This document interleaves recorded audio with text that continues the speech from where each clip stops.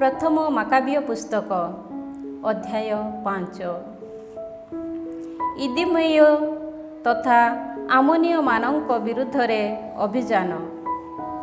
ବଳିପୀଠ ପୁନଃନିର୍ମିତ ଓ ପବିତ୍ରାଳୟ ପୂର୍ବ ଭଳି ପ୍ରତିଷ୍ଠିତ ହୋଇଥିବା ବିଷୟ ଶୁଣି ଚତୁଃପାର୍ଶ୍ୱବାସୀ ବିଜାତୀୟମାନେ ଅତ୍ୟଧିକ କ୍ରୁଦ୍ଧ ହେଲେ।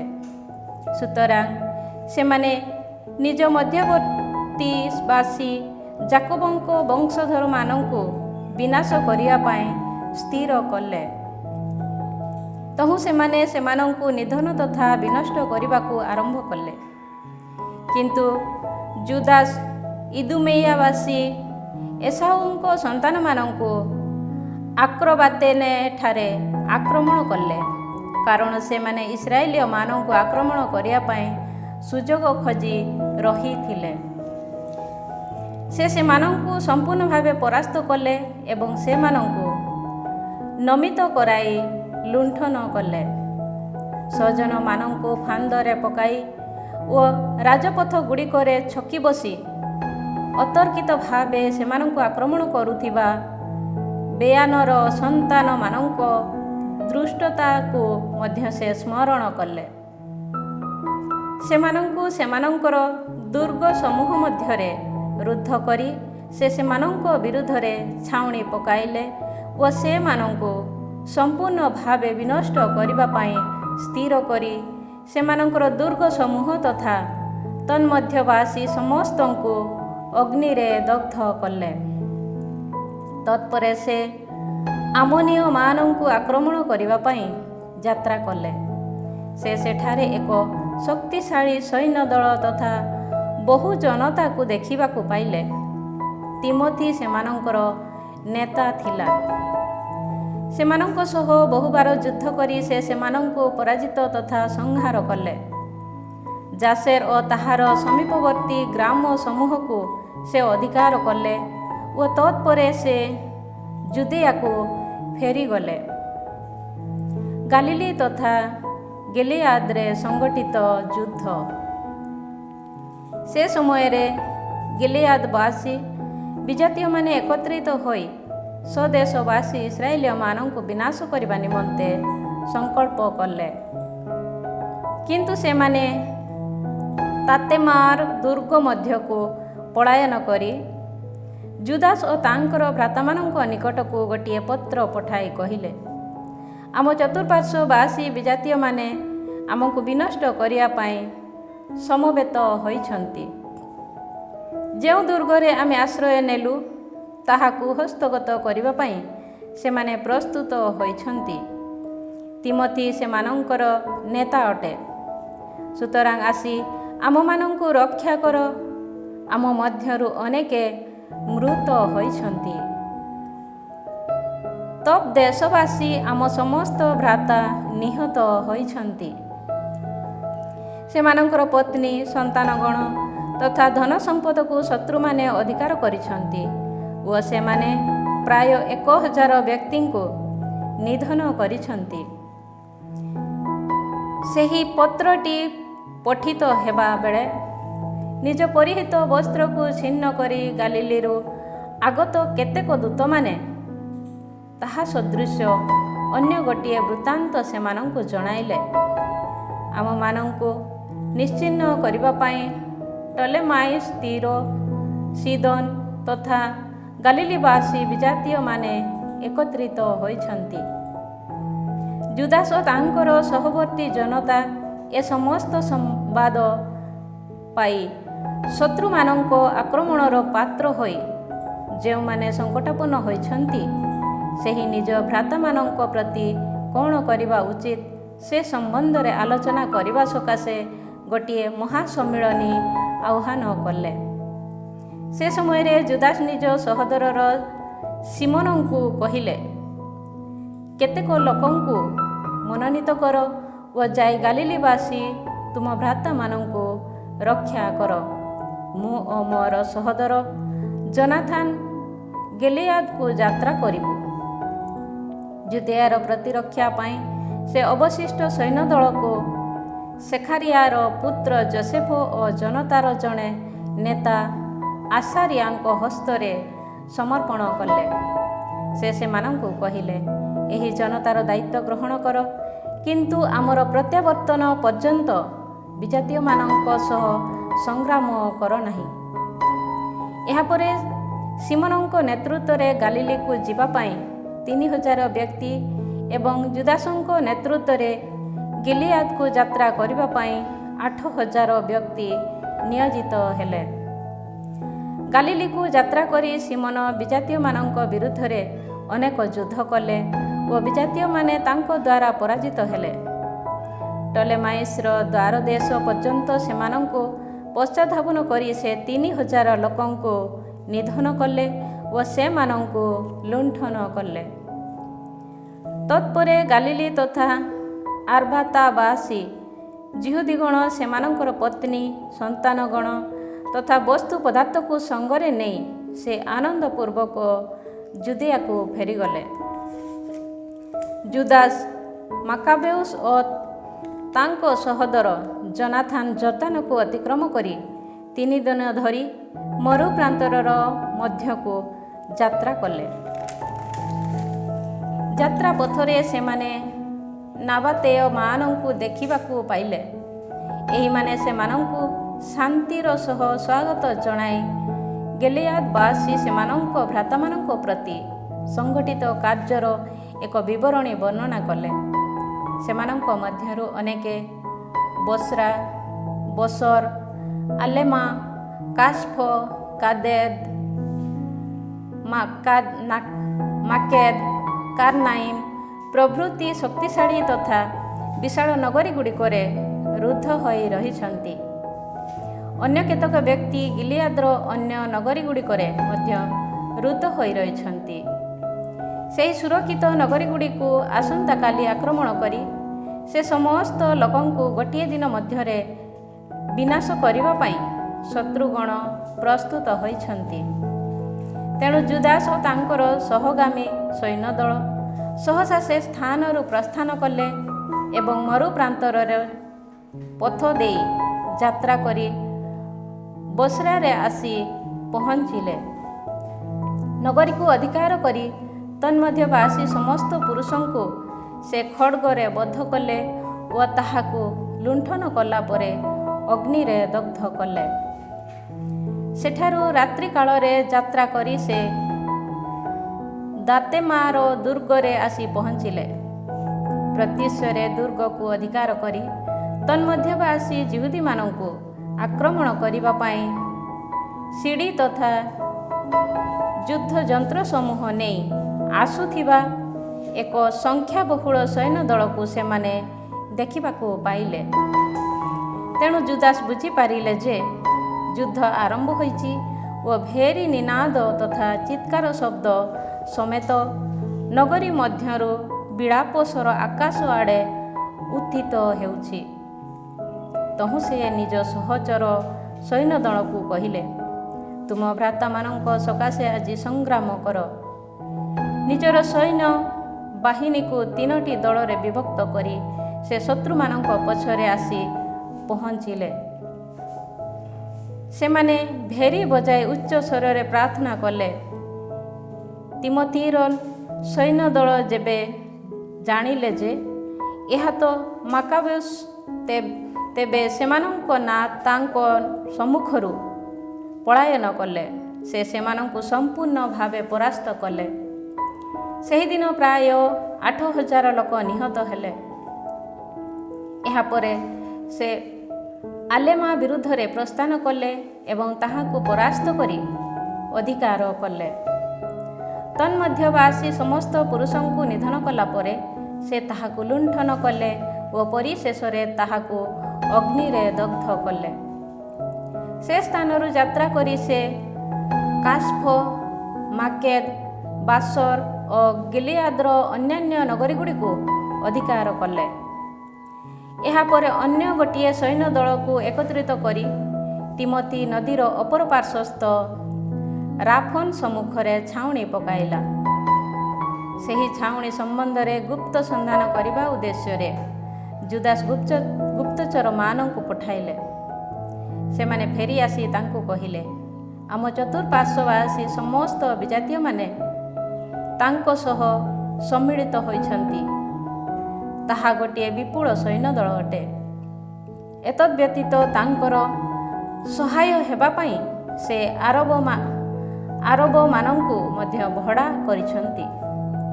ସେମାନେ ନଦୀର ଅପର ପାର୍ଶ୍ୱରେ ଛାଉଣି ପକାଇ ତୁମ ସହ ଯୁଦ୍ଧ କରିବା ନିମନ୍ତେ ପ୍ରସ୍ତୁତ ହୋଇଛନ୍ତି। ତହୁଁ ଜୁଦାସ ସେମାନଙ୍କୁ ଆକ୍ରମଣ କରିବା ପାଇଁ ଗଲେ। ଜୁଦାସ ଓ ତାଙ୍କର ସୈନ୍ୟଦଳ ନଦୀର ସନ୍ନିକଟ ହେବା ବେଳେ ତିମୋଥି ନିଜ ସୈନ୍ୟଦଳର ସେନାପତିମାନଙ୍କୁ କହିଲା, ସେ ଯଦି ନଦୀ ଅତିକ୍ରମ କରି ପ୍ରଥମେ ଆମ ନିକଟକୁ ଆସନ୍ତି, ତେବେ ତାଙ୍କୁ ବିରୋଧ କରିବା ଆମମାନଙ୍କ ପକ୍ଷରେ ଅସାଧ୍ୟ। ସେ ଅବଶ୍ୟ ଆମମାନଙ୍କୁ ପରାସ୍ତ କରିବେ, କିନ୍ତୁ ଭୀତ ହୋଇ ସେ ଯଦି ନଦୀର ଅପର ପାର୍ଶ୍ୱରେ ଛାଉଣି ପକାଇବେ, ତେବେ ଆମେ ଅତିକ୍ରମ କରି ତାଙ୍କୁ ପରାଜିତ କରିବୁ। କିନ୍ତୁ ନଦୀ ପାର୍ଶ୍ୱରେ ଆସି ପହଞ୍ଚି ଜୁଦାସ ଜନତାର ଶାସ୍ତ୍ରଜ୍ଞମାନଙ୍କୁ ସେଠାରେ ପହରା କରାଇଲେ ଓ ସେମାନଙ୍କୁ ଏହି ଆଦେଶ ଦେଲେ, କାହାରିକୁ ଛାଉଣି ପକାଇବା ପାଇଁ ଅନୁମତି ଦିଅ ନାହିଁ, ବରଂ ସମସ୍ତଙ୍କୁ ଯୁଦ୍ଧ କରିବାକୁ ବାଧ୍ୟ କର। ପରେ ସେ ପ୍ରଥମେ ଅତିକ୍ରମ କଲେ ଓ ତାଙ୍କର ସୈନ୍ୟଦଳ ତାଙ୍କୁ ଅନୁଗମନ କଲେ। ବିଜାତୀୟମାନେ ପରାଜିତ ହେଲେ ଓ ସେମାନେ ନିଜ ନିଜର ଅସ୍ତ୍ରଶସ୍ତ୍ର ଉପେକ୍ଷା କରି କାର୍ନାଇମ୍‌ର ମନ୍ଦିର ମଧ୍ୟରେ ଆଶ୍ରୟ ନେଲେ। କିନ୍ତୁ ଜୁଦାସ ସେହି ନଗରୀକୁ ଅଧିକାର କଲେ ଏବଂ ମନ୍ଦିର ତଥା ତନ୍ମଧ୍ୟରେ ଆଶ୍ରୟ ନେଇଥିବା ସମସ୍ତଙ୍କୁ ଅଗ୍ନିରେ ଦଗ୍ଧ କଲେ। ଏହିପରି କାର୍ନାଇମ୍ ମଧ୍ୟ ଅଧିକୃତ ହେଲା। ଜୁଦାସଙ୍କୁ ବିରୋଧ କରିବା ପାଇଁ ସେମାନେ ଅସମର୍ଥ ଥିଲେ।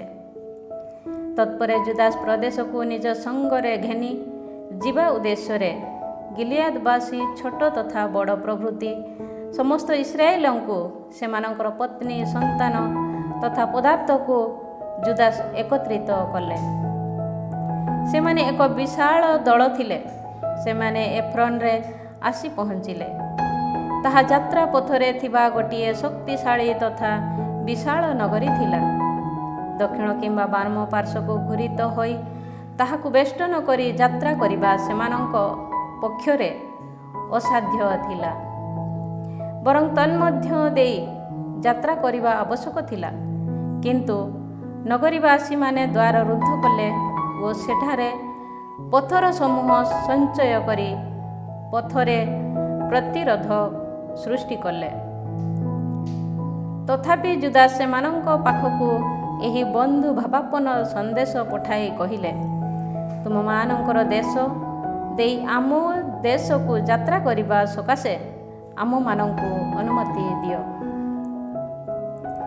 କେହି କେବେ ତୁମମାନଙ୍କୁ କୌଣସି ଉପଦ୍ରବ କରିବ ନାହିଁ। ଆମେ କେବଳ ପଦବ୍ରଜ କରି ଯାତ୍ରା କରିବୁ। କିନ୍ତୁ ନଗରୀ ଦ୍ୱାରକୁ ଖୋଲିଦେବା ପାଇଁ ସେମାନେ ଅସମ୍ମତ ହେଲେ। ସେ ସମୟରେ ଜୁଦାସ ଜନତାକୁ ନିଜ ନିଜର ସ୍ଥାନମାନଙ୍କରେ ଅବସ୍ଥିତ ହେବା ପାଇଁ ଏକ ବିଜ୍ଞପ୍ତି ଘୋଷଣା କଲେ। ତହୁଁ ଜନତା ଠିଆ ହେଲେ। ସେମାନେ ଦିନ ତଥା ରାତି ତମାମ ସେହି ନଗରୀ ବିରୁଦ୍ଧରେ ଯୁଦ୍ଧ କଲେ ଓ ନଗରୀକୁ ଅଧିକାର କଲେ। ତନ୍ମଧ୍ୟବାସୀ ସମସ୍ତ ପୁରୁଷଙ୍କୁ ଖଡ୍ଗ ଦ୍ୱାରା ସେ ବଦ୍ଧ କଲେ ଓ ନଗରୀଟିକୁ ଧୂଳିସାତ କଲା ପରେ ସେ ତାହାକୁ ଲୁଣ୍ଠନ କଲେ। ତତ୍ପରେ ସେମାନେ ମୃତ ଶରୀର ଉପରେ ଗମନ କରି ନଗରୀଟିକୁ ଅତିକ୍ରମ କଲେ। ଏହାପରେ ସେମାନେ ଜର୍ଦାନକୁ ଅତିକ୍ରମ କରି ବେତ୍‌ସାନର ସମ୍ମୁଖରେ ଥିବା ବିଶାଳ ସମତଳ ଦେଶରେ ଆସି ପହଞ୍ଚିଲେ। ଜୁଦାସକୁ ଆସି ପହଞ୍ଚିବା ପର୍ଯ୍ୟନ୍ତ ଯାତ୍ରାପଥ ତମାମ ଜୁଦାସ ଜନତାକୁ ଉତ୍ସାହିତ କରିଥିଲେ ଓ ଯେଉଁମାନେ ପଥକୁ ରହିଯାଇଥିଲେ ସେମାନଙ୍କୁ ସେ ଏକତ୍ରିତ କରିଥିଲେ। ସେମାନଙ୍କ ମଧ୍ୟରୁ କେହି ନିହତ ହୋଇନଥିଲା, ବରଂ ସୁରକ୍ଷିତାବସ୍ଥାରେ ଫେରିଆସିଥିବା ଯୋଗୁଁ ସେମାନେ ଆନନ୍ଦ ତଥା ଉଲ୍ଲାସର ସହ ସିୟନ ପର୍ବତକୁ ଯାଇ ହୋମବଳି ଉତ୍ସର୍ଗ କଲେ। ଜାମ୍ନିଆବାସୀ ଯିହୁଦୀମାନଙ୍କର ପରାଜୟ।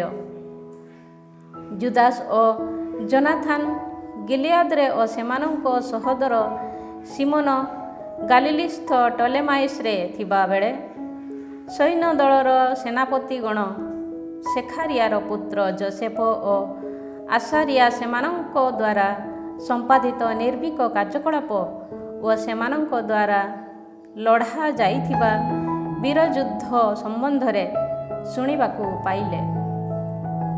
ସୁତରାଂ ସେମାନେ କହିଲେ, ଆମେମାନେ ମଧ୍ୟ ଆମ ନାମକୁ ପ୍ରସିଦ୍ଧ କରିବା ପାଇଁ ଆମ ଚତୁଃପାର୍ଶ୍ୱବାସୀ ବିଜାତୀୟମାନଙ୍କ ସହ ସମର କରିବା। ତହୁଁ ସେମାନେ ନିଜ ଅଧୀନସ୍ଥ ସୈନ୍ୟଦଳ ମଧ୍ୟରେ ଏକ ବିଜ୍ଞପ୍ତି ଘୋଷଣା କରି ଜାମ୍ନିଆ ବିରୁଦ୍ଧରେ ଯାତ୍ରା କଲେ। ସେମାନଙ୍କ ବିରୁଦ୍ଧରେ ସଂଗ୍ରାମ କରିବା ପାଇଁ ସେମାନେ ନଗରୀରୁ ନିଜ ସୈନ୍ୟ ସମେତ ବହିର୍ଗତ ହେଲେ। ଯୋସେଫ ଓ ଆସାରିଆଙ୍କୁ ପରାଜିତ କରି ସେମାନେ ଘଉଡ଼ାଇ ଦେଲେ ଓ ଜୁଦିଆର ସୀମା ସରହଦ ପର୍ଯ୍ୟନ୍ତ ସେମାନଙ୍କର ପଶ୍ଚାତଧାବନ କଲେ। ଇସ୍ରାଏଲୀୟ ଜନତା ମଧ୍ୟରୁ ପ୍ରାୟ 2000 ବ୍ୟକ୍ତି ନିହତ ହୋଇ ନିପତିତ ହେଲେ। ଜୁଦାସ ଓ ତାଙ୍କ ଭ୍ରାତାମାନଙ୍କ ଆଦେଶର ଅନୁଗତ ନ ହୋଇ ବୀର କାର୍ଯ୍ୟର ସନ୍ଧାନ କରିବା ନିମନ୍ତେ ଆଶା କରିବାରୁ ଜନତା ଏହିପରି ଗୋଟିଏ ପ୍ରଚଣ୍ଡ ପରାଜୟ ଉପଭୋଗ କଲେ। କିନ୍ତୁ ସେମାନେ ଇସ୍ରାଏଲର ଉଦ୍ଧାର କର୍ମ ପାଇଁ ନିୟୋଜିତ ପରିବାର ବର୍ଗର ଅନ୍ତର୍ଗତ ନଥିଲେ। ଇସ୍ରାଏଲ ଓ ବିଜାତୀୟମାନଙ୍କ ମଧ୍ୟରେ ଯେଉଁ ସମସ୍ତ ସ୍ଥାନରେ ଜୁଦାସ ଓ ତାଙ୍କ ଭ୍ରାତାମାନଙ୍କ ନାମ ପ୍ରସିଦ୍ଧ ହୋଇଥିଲା, ସେ ସମସ୍ତ ସ୍ଥାନରେ ସେମାନେ ଶ୍ରଦ୍ଧାସ୍ପଦ ଥିଲେ। ଲୋକେ ସେମାନଙ୍କ ସହ ସମ୍ମିଳିତ ହୋଇ ସେମାନଙ୍କୁ ପ୍ରଶଂସା କଲେ। ଏହାପରେ ଦକ୍ଷିଣ ଦିଗରେ ଅବସ୍ଥିତ ଏସାଉଙ୍କ ସନ୍ତାନମାନଙ୍କ ଦେଶକୁ ଯାତ୍ରା କରି ଜୁଦାସ ଓ ତାଙ୍କର ଭ୍ରାତାଗଣ ସେମାନଙ୍କ ବିରୁଦ୍ଧରେ ଯୁଦ୍ଧ କଲେ। ସେମାନେ ହେବ୍ରୋନ ଓ ତାହାର ଚତୁଃପାର୍ଶ୍ୱସ୍ଥ ଗ୍ରାମ ସମୂହକୁ ଆକ୍ରମଣ କରି ସେଠାକାର ଦୁର୍ଗ ସମୂହକୁ ବିଧ୍ୱସ୍ତ କଲେ ଓ ଚତୁର୍ଦିଗସ୍ଥ ଗମ୍ବୁଜଗୁଡ଼ିକୁ ଦଗ୍ଧ କଲେ। ଏହାପରେ ଫିଲିସ୍ତୀୟମାନଙ୍କ ଦେଶକୁ ଆକ୍ରମଣ କରିବା ନିମନ୍ତେ ମାରିସା ଦେଇ ସେମାନେ ଯାତ୍ରା କଲେ। ସେହିଦିନ ନିଜର ନିର୍ଭୀକତାକୁ ପ୍ରକଟ କରିବା ସକାଶେ ଅଭିଳାଷୀ କେତେକ ଯାଜକ ଯୁଦ୍ଧରେ ନିହତ ହେଲେ, କାରଣ ବୁଦ୍ଧିହୀନ ଭାବେ ସେମାନେ ଯୁଦ୍ଧ କରିବା ପାଇଁ ଯାଇଥିଲେ। ଜୁଦାସ ଫିଲିସ୍ତୀୟମାନଙ୍କ ଦେଶରେ ଅବସ୍ଥିତ ଆସୋତସ୍କୁ ଆକ୍ରମଣ କରି ସେମାନଙ୍କର ଯାଗପୀଠ ସମୂହକୁ ବିଧ୍ୱସ୍ତ କଲେ ଓ ସେମାନଙ୍କ ଦେବମାନଙ୍କର ଖୋଦିତ ପ୍ରତିମୂର୍ତ୍ତିକୁ ଅଗ୍ନିରେ ଦଗ୍ଧ କଲେ। ନଗରୀ ସମୂହକୁ ଲୁଣ୍ଠନ କଲା ପରେ ସେ ଜୁଦା ଦେଶକୁ ଫେରିଗଲେ। ଅଧ୍ୟାୟ 6। ଆନ୍ତିଓଖୋସ ଏପିଫାନେସର ଅନ୍ତିମ ଦିନ ସମୂହ। ଉତ୍ତର ପ୍ରଦେଶଗୁଡ଼ିକ ଦେଇ ପର୍ଯ୍ୟଟନ କରିବା କାଳରେ ରାଜା ଆନ୍ତିଓଖୋସ ଶୁଣିବାକୁ ପାଇଲେ ଯେ ପାରସ୍ୟ ଦେଶର ଏଲିମାଇସ ରୌପ୍ୟ ତଥା ସ୍ୱର୍ଣ୍ଣ ସମ୍ପଦ ପାଇଁ ପ୍ରସିଦ୍ଧ ଗୋଟିଏ ନଗରୀ ଅଟେ। ଫିଲିପଙ୍କ ପୁତ୍ର ଓ ଗ୍ରୀସୀୟମାନଙ୍କ ଉପରେ ପ୍ରଥମେ ରାଜତ୍ୱ କରିଥିବା ମାସେଦୋନିଆର ରାଜା ଆଲେକଜାଣ୍ଡରଙ୍କ ଦ୍ୱାରା ସଞ୍ଚିତ ସୁବର୍ଣ୍ଣ ଢାଲ, ଉରୁଣାସ୍ତ୍ର ତଥା ଅନ୍ୟାନ୍ୟ ଅସ୍ତ୍ରଶସ୍ତ୍ର ରଖାଯାଇଥିବା ସେଠାକାର ମନ୍ଦିର ଅତ୍ୟଧିକ ଧନବହୁଳ ଥିଲା। ସୁତରାଂ ଆନ୍ତିଓଖୋସ ଆସିଲେ ଓ ନଗରୀଗୁଡ଼ିକୁ ଅଧିକାର କରି ତାହାକୁ ଲୁଣ୍ଠନ କରିବା ନିମନ୍ତେ ସେ ଚେଷ୍ଟା ଚଳାଇଲେ। କିନ୍ତୁ ତାଙ୍କର ଏହି ଉଦ୍ୟମ ସମ୍ବନ୍ଧରେ ନଗରୀବାସୀମାନେ ପୂର୍ବରୁ ଜାଣିଥିଲେ ଓ ଫଳରେ ସେ ତାଙ୍କର ଉଦ୍ୟମକୁ କାର୍ଯ୍ୟରେ ପରିଣତ କରି ପାରିଲେ ନାହିଁ। ସେମାନେ ଯୁଦ୍ଧ କରି ତାକୁ ପ୍ରତିରୋଧ କଲେ। ତହୁଁ ସେ ସ୍ଥାନରୁ ପଳାୟନ କଲେ ଓ ଅତ୍ୟଧିକ ଦୁଃଖିତ ହୋଇ ବାବିଲୋନକୁ ଫେରି ଯିବା ପାଇଁ ଯାତ୍ରାରମ୍ଭ କଲେ। ସେ ସମୟରେ କେହି ଜଣେ ଆସି ପାରସ୍ୟରେ ତାଙ୍କୁ ବିଦିତ କଲେ ଯେ ଜୁଦାସ ଦେଶକୁ ଆକ୍ରମଣ କରିବା ପାଇଁ ଯାଇଥିବା ସୈନ୍ୟଦଳ ପରାଜିତ ହୋଇଛନ୍ତି। ଯଦିଓ ଲିସିଆସ ପ୍ରଥମତଃ ଗୋଟିଏ ଶକ୍ତିଶାଳୀ ସୈନ୍ୟ ସମେତ ସେ ସ୍ଥାନକୁ ଯାତ୍ରା କରିଥିଲା, ତଥାପି ସେ ସେମାନଙ୍କ ସମ୍ମୁଖରୁ ପଳାୟନ କରିଛି। ପରାଜିତ ହୋଇଥିବା ନିଜ ସୈନ୍ୟମାନଙ୍କ ହସ୍ତରୁ ଅସ୍ତ୍ରଶସ୍ତ୍ର, ବସ୍ତୁ ପଦାର୍ଥ ତଥା ପ୍ରଚୁର ଲୁଣ୍ଠିତ ଦ୍ରବ୍ୟାଦିକୁ କରାୟତ୍ତ କରି ଯିହୁଦୀମାନେ ଅତ୍ୟଧିକ ଶକ୍ତିଶାଳୀ ହୋଇଛନ୍ତି। ଜେରୁସାଲେମସ୍ଥ ବଳିପୀଠ ଉପରେ ତାଙ୍କ ଦ୍ୱାରା ପ୍ରତିଷ୍ଠିତ ଜଘନ୍ୟ ପିତୁଳାକୁ ସେମାନେ ଉଚ୍ଛିନ୍ନ କରିଛନ୍ତି।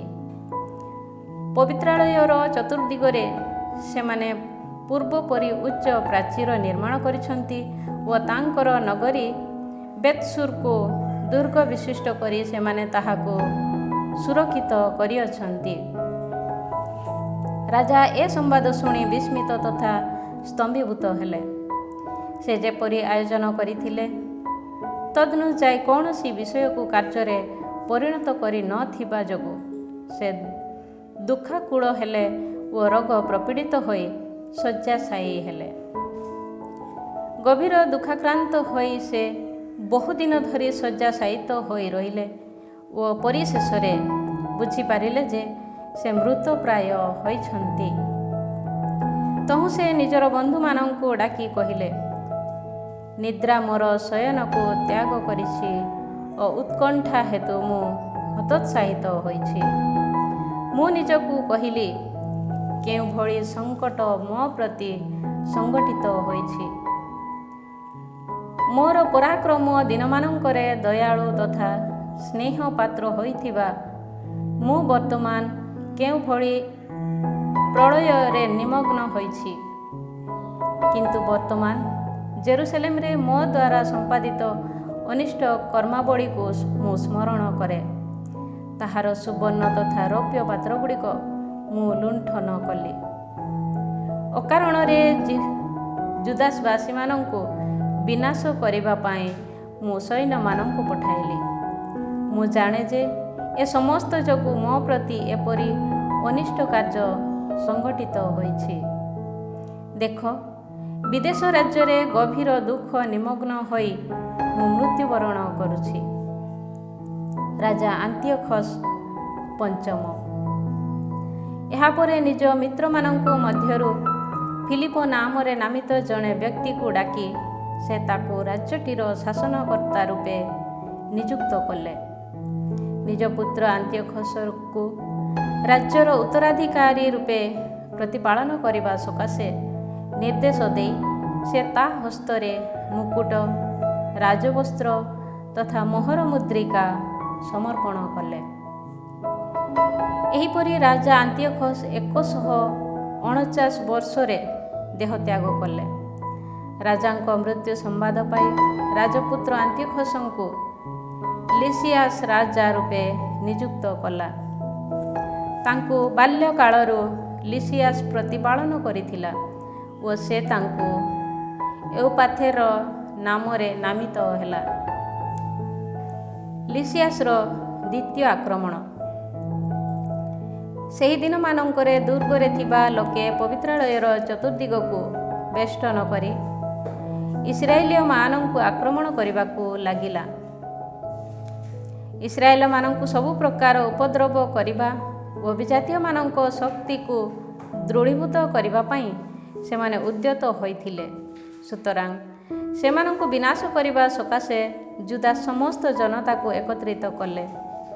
ସେମାନେ ଏକତ୍ରିତ ହୋଇ 150 ବର୍ଷରେ ଦୁର୍ଗକୁ ଆକ୍ରମଣ କରିବା ପାଇଁ ଆରମ୍ଭ କଲେ। ସେଥିସକାଶେ ସେ ଅବରୋଧ ଗମ୍ବୁଜ ତଥା ଅନ୍ୟାନ୍ୟ ଯୁଦ୍ଧାସ୍ତ୍ର ସମୂହ ନିର୍ମାଣ କଲେ।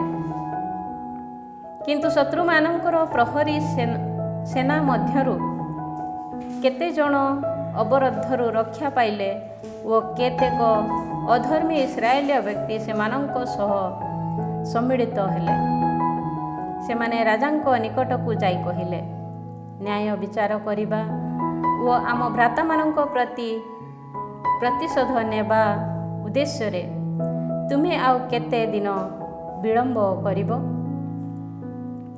ତୁମ ପିତାଙ୍କର ସେବା କରିବା ଓ ତାଙ୍କର ଆଦେଶକୁ କାର୍ଯ୍ୟକାରୀ କରିବା ପାଇଁ ଆମେମାନେ ଆନନ୍ଦିତ ହୋଇଥିଲୁ। ଏହି କାରଣରୁ ଆମ ସହଜନମାନଙ୍କ ମଧ୍ୟରୁ କେତେକ ବ୍ୟକ୍ତି ଦୁର୍ଗକୁ ଆକ୍ରମଣ କଲେ ଓ ଓ ସେମାନେ ଆମର ଶତ୍ରୁ ରୂପେ ପରିଣତ ହୋଇଛନ୍ତି। ଏତଦ୍‌ବ୍ୟତୀତ ଆମମାନଙ୍କୁ ମଧ୍ୟରୁ ଯେଉଁମାନଙ୍କୁ ସେମାନେ ଅଧିକାର କରିପାରିଲେ ସେମାନଙ୍କୁ ସେମାନେ ବଦ୍ଧ କରିଛନ୍ତି ଓ ସେମାନେ ଆମ ଉତ୍ତରାଧିକାରକୁ ମଧ୍ୟ ହସ୍ତଗତ କରିଛନ୍ତି। କେବଳ ଆମ ବିରୁଦ୍ଧରେ ନୁହେଁ ବରଂ ସେମାନଙ୍କ ସୀମା ସରହଦମାନଙ୍କରେ ଅବସ୍ଥାନ କରୁଥିବା ଦେଶସମୂହ ପ୍ରତିକୂଳରେ ମଧ୍ୟ ସେମାନେ ନିଜ ହସ୍ତ ବିସ୍ତାର କରିଅଛନ୍ତି। ବର୍ତ୍ତମାନ ଜେରୁସାଲେମସ୍ଥ ଦୁର୍ଗକୁ ଆକ୍ରମଣ କରି ଅଧିକାର କରିବା ନିମନ୍ତେ ସେମାନେ ଛାଉଣି ପକାଇଛନ୍ତି। ସେମାନେ ଗମ୍ବୁଜ ସମୂହ ନିର୍ମାଣ କରି ପବିତ୍ରାଳୟ ତଥା ବେତ୍‌ସୁରକୁ ସୁରକ୍ଷିତ କରିଅଛନ୍ତି। ତୁମେ ଯଦି ସେମାନଙ୍କୁ ସହସା ସ୍ଥଗିତ ନ କର ତେବେ ସେମାନେ ଏହା ତୁଳନାରେ ଅଧିକ କିଛି କରିବେ ଏବଂ ତତ୍‌ପରେ ସେମାନଙ୍କୁ ସ୍ଥଗିତ କରିବାକୁ ତୁମେ ଅସମର୍ଥ ହେବ। ଏହା ଶୁଣି ରାଜା କୁପିତ ହେଲେ। ତହୁଁ ସେନାପତି ତଥା କର୍ତ୍ତୃପକ୍ଷ ବିଶିଷ୍ଟ ବ୍ୟକ୍ତି ସମୂହ ପ୍ରଭୃତି ନିଜର ମିତ୍ରମାନଙ୍କୁ ଡାକି ସେ ସମବେତ କଲେ। ଅନ୍ୟ ଦେଶ ତଥା ସମୁଦ୍ର ମଧ୍ୟବର୍ତ୍ତୀ ଦ୍ୱୀପସମୂହମାନଙ୍କଠାରୁ ଭଡ଼ାରେ ମନୋନୀତ କରିଥିବା ସୈନ୍ୟ ଦଳ ମଧ୍ୟ ଏକତ୍ରିତ ହେଲେ। ଏହିପରି ଯୁଦ୍ଧ କରିବା ପାଇଁ ପ୍ରବୀଣ 1,00,000 ପଦାତିକ ସୈନ୍ୟ, 20,000 ଅଶ୍ୱାରୋହୀ ଯୋଦ୍ଧା ଓ 32 ଗୋଟି ଗଜ ତାଙ୍କ ସୈନ୍ୟ ବାହିନୀରେ ଅନ୍ତର୍ଭୁକ୍ତ ଥିଲେ। ସେମାନେ ଇଦୁମେଆ ଦେଇ ଆସି ବେତ୍‌ସୁର ବିରୁଦ୍ଧରେ ଛାଉଣି ପକାଇଲେ ଓ ଯୁଦ୍ଧ ଅସ୍ତ୍ର ସମୂହ ନିର୍ମାଣ କରି ବହୁଦିନ ଧରି ସଂଗ୍ରାମ କଲେ।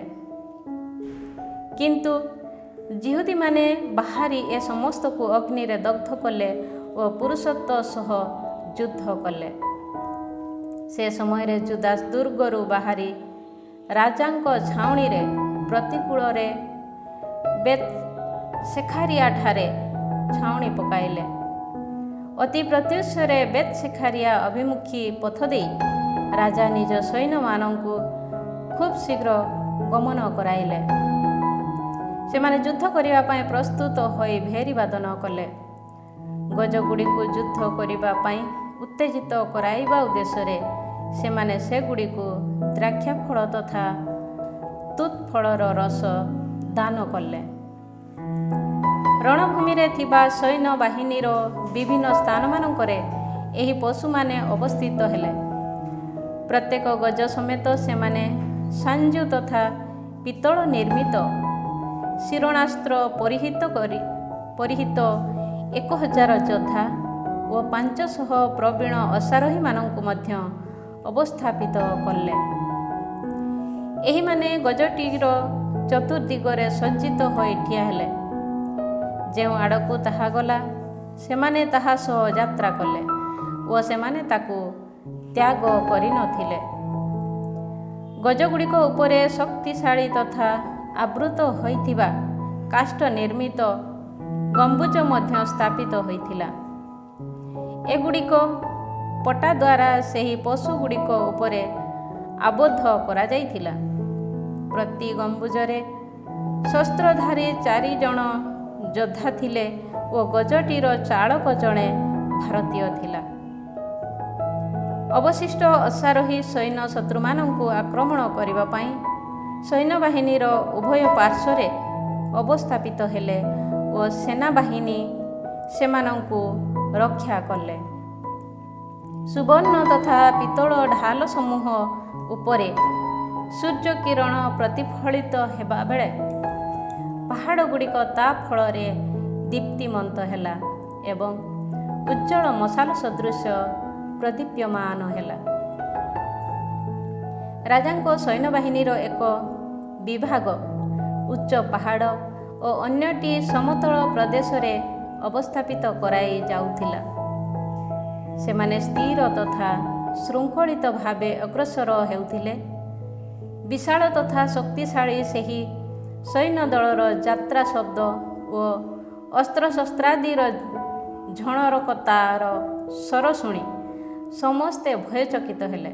କିନ୍ତୁ ଜୁଦାସ ଓ ତାଙ୍କର ସହବର୍ତ୍ତୀ ସୈନ୍ୟ ଯୁଦ୍ଧ କରିବା ପାଇଁ ଆଗେଇ ଆସିଲେ ଓ ଓ ରାଜାଙ୍କ ସୈନ୍ୟ ଦଳକୁ 600 ବ୍ୟକ୍ତି ମୃତ୍ୟୁ ମୁଖରେ ପଡ଼ିଲେ।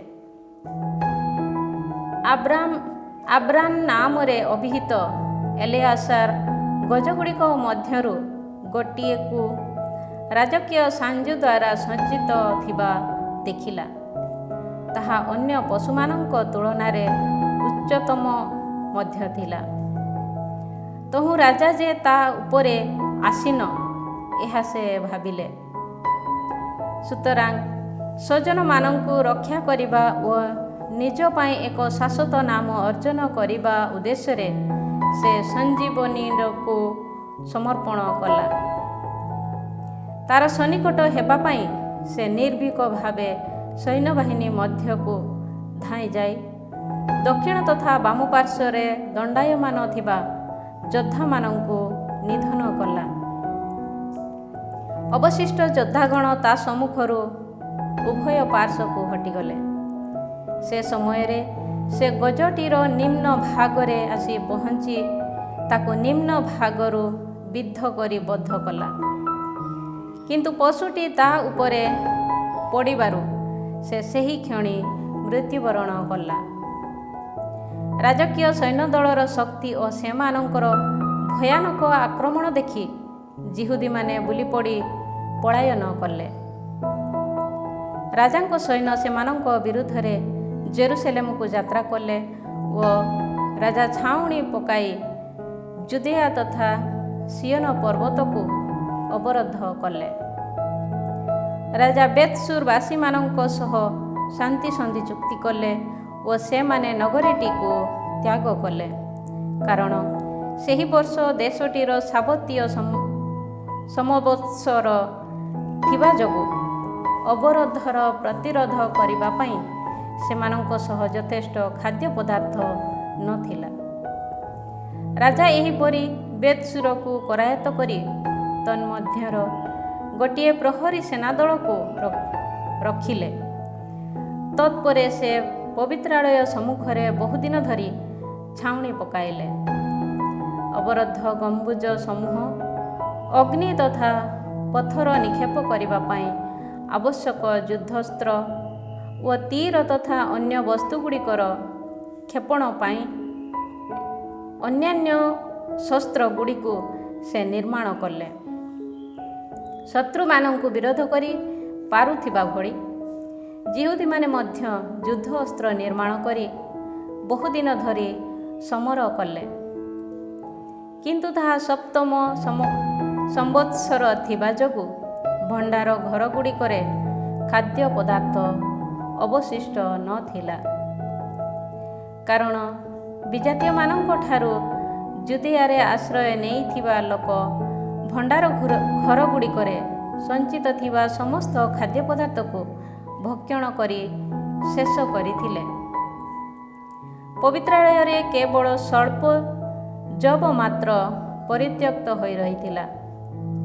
ପ୍ରଚଣ୍ଡ ଦୁର୍ଭିକ୍ଷ ପଡ଼ିବା ଯୋଗୁଁ ସମସ୍ତେ ନିଜ ନିଜର ବାସସ୍ଥାନକୁ ବିଚ୍ଛିନ୍ନ ହୋଇ ଚାଲି ଯାଇଥିଲେ। ଯିହୁଦୀମାନଙ୍କର ଧର୍ମ ସ୍ୱାଧୀନତା। ତତ୍ପରେ ସିଲିଆସ୍ ଶୁଣିବାକୁ ପାଇଲା ଯେ ରାଜା ଆନ୍ତିଓଖସ୍ ଜୀବିତ ଥିବା ସମୟରେ ତାଙ୍କ ପୁତ୍ର ଆନ୍ତିଓଖସକୁ ରାଜା ରୂପେ ପ୍ରତିପାଳନ କରିବା ପାଇଁ ଯାହାକୁ ନିୟୋଜିତ କରିଥିଲେ, ସେହି ଫିଲିପ ରାଜାଙ୍କ ଗହଣରେ ଯାତ୍ରା କରିଥିବା ସୈନ୍ୟଦଳ ସମେତ ପାରସ୍ୟ ତଥା ମେଦିଆରୁ ଫେରିଆସିଛି ଓ ରାଜ୍ୟ ଶାସନର ଦାୟିତ୍ୱ ଅଧିକାର କରିବା ପାଇଁ ଉଦ୍ୟତ ହେଉଛି। ସୁତରାଂ ତତ୍କ୍ଷଣାତ୍ ପ୍ରସ୍ଥାନ କରିବାକୁ ସେ ଆଦେଶ ଦେଲା ଓ ରାଜା ସେନାପତି ବୃନ୍ଦ, ସୈନ୍ୟଦଳ ତଥା ଅନ୍ୟାନ୍ୟ ସମସ୍ତ ଲୋକଙ୍କୁ ସେ କହିଲା, ଦିନକୁ ଦିନ ଆମେ ଦୁର୍ବଳ ହେଉଛୁ। ଆମର ଖାଦ୍ୟ ପଦାର୍ଥ ସ୍ୱଳ୍ପ ମାତ୍ର ଅଛି, କିନ୍ତୁ ଆମେ ଅବରୋଧ କରୁଥିବା ସ୍ଥାନ ଶକ୍ତିଶାଳୀ ଅଟେ ଏବଂ ରାଜ୍ୟ ସମ୍ବନ୍ଧୀୟ ବିଷୟର ଆଶୁ ସମାଧାନ ପାଇଁ ଆମ ଉପରେ ଜରୁରୀ ଚାପ ପକାଏ। ସୁତରାଂ ଏହି ଲୋକମାନଙ୍କ ସହ ଆଲୋଚନା କରି ଆମେ ସେମାନଙ୍କ ତଥା ସେମାନଙ୍କର ଜନତା ସହ ଏକ ଶାନ୍ତି ସନ୍ଧି ଚୁକ୍ତି କରିବା। ସେମାନେ ପୂର୍ବରେ କରିଥିବା ଅନୁଯାୟୀ ନିଜ ବିଧିବିଧାନର ଅନୁସରଣ କରି ଜୀବନଯାପନ କରିବା ପାଇଁ ସେମାନଙ୍କୁ ଅନୁମତି ଦେବା ସକାଶେ ସମ୍ମତ ହେବା। କାରଣ ଆମେ ସେମାନଙ୍କର ବିଧାନ ସବୁକୁ ଲୋପ କରିଥିବା ଯୋଗୁଁ ସେମାନେ କ୍ରୋଧାନ୍ୱିତ ହୋଇ ଏପରି ସବୁ କାର୍ଯ୍ୟ କରିଛନ୍ତି। ରାଜା ଓ ସେନାପତିମାନେ ଏହି ଭାଷଣ ଶୁଣି ସନ୍ତୋଷ ପ୍ରକାଶ କଲେ।